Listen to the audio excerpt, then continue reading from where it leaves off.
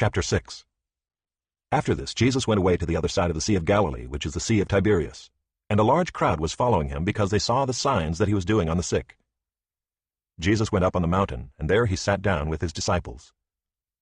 Now the Passover, the feast of the Jews, was at hand. Lifting up his eyes then, and seeing that a large crowd was coming toward him, Jesus said to Philip, "Where are we to buy bread so that these people may eat?" He said this to test him, for he himself knew what he would do. Philip answered him, 200 denarii worth of bread would not be enough for each of them to get a little. One of his disciples, Andrew, Simon Peter's brother, said to him, "There is a boy here who has 5 barley loaves and 2 fish, but what are they for so many?" Jesus said, "Have the people sit down." Now there was much grass in the place, so the men sat down, about 5,000 in number. Jesus then took the loaves, and when he had given thanks, he distributed them to those who were seated. So also the fish, as much as they wanted. And when they had eaten their fill, he told his disciples, "Gather up the leftover fragments, that nothing may be lost." So they gathered them up and filled 12 baskets with fragments from the 5 barley loaves, left by those who had eaten. When the people saw the sign that he had done, they said, "This is indeed the prophet who is to come into the world." Perceiving then that they were about to come and take him by force, to make him king, Jesus withdrew again to the mountain by himself. When evening came, his disciples went down to the sea, got into a boat, and started across the sea to Capernaum. It was now dark, and Jesus had not yet come to them. The sea became rough because a strong wind was blowing. When they had rowed about 3 or 4 miles, they saw Jesus walking on the sea and coming near the boat, and they were frightened. But he said to them, "It is I, do not be afraid." Then they were glad to take him into the boat, and immediately the boat was at the land to which they were going. On the next day the crowd that remained on the other side of the sea saw that there had been only one boat there, and that Jesus had not entered the boat with his disciples, but that his disciples had gone away alone. Other boats from Tiberias came near the place where they had eaten the bread after the Lord had given thanks. So when the crowd saw that Jesus was not there, nor his disciples, they themselves got into the boats and went to Capernaum, seeking Jesus. When they found him on the other side of the sea, they said to him, "Rabbi, when did you come here?"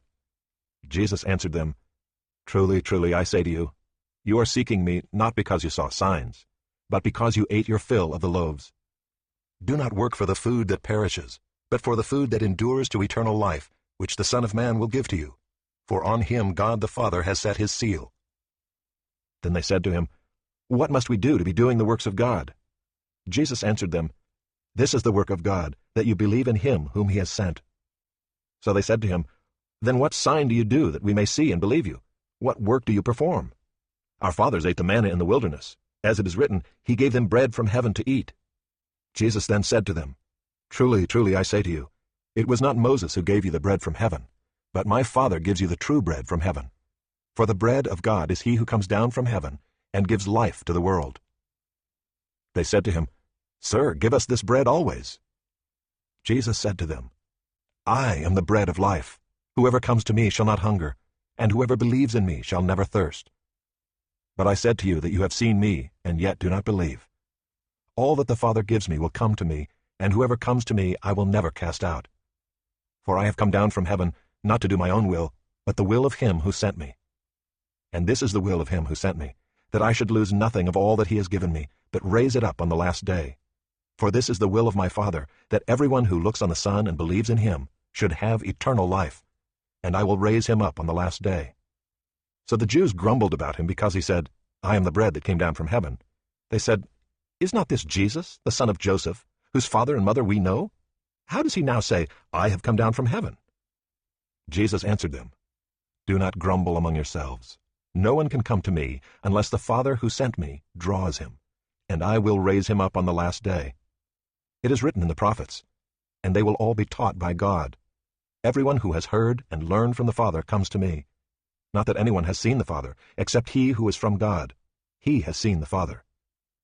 Truly, truly, I say to you, whoever believes has eternal life. I am the bread of life. Your fathers ate the manna in the wilderness, and they died. This is the bread that comes down from heaven, so that one may eat of it and not die. I am the living bread that came down from heaven. If anyone eats of this bread, he will live forever. And the bread that I will give for the life of the world is my flesh." The Jews then disputed among themselves, saying, "How can this man give us his flesh to eat?" So Jesus said to them, "Truly, truly, I say to you, unless you eat the flesh of the Son of Man and drink his blood, you have no life in you. Whoever feeds on my flesh and drinks my blood has eternal life, and I will raise him up on the last day. For my flesh is true food, and my blood is true drink. Whoever feeds on my flesh and drinks my blood abides in me, and I in him. As the living Father sent me, and I live because of the Father, so whoever feeds on me, he also will live because of me. This is the bread that came down from heaven, not like the bread the fathers ate and died. Whoever feeds on this bread will live forever. Jesus said these things in the synagogue as he taught at Capernaum. When many of his disciples heard it, they said, "This is a hard saying. Who can listen to it?" But Jesus, knowing in himself that his disciples were grumbling about this, said to them, "Do you take offense at this? Then what if you were to see the Son of Man ascending to where he was before? It is the Spirit who gives life. The flesh is no help at all. The words that I have spoken to you are spirit and life. But there are some of you who do not believe." For Jesus knew from the beginning who those were who did not believe, and who it was who would betray him.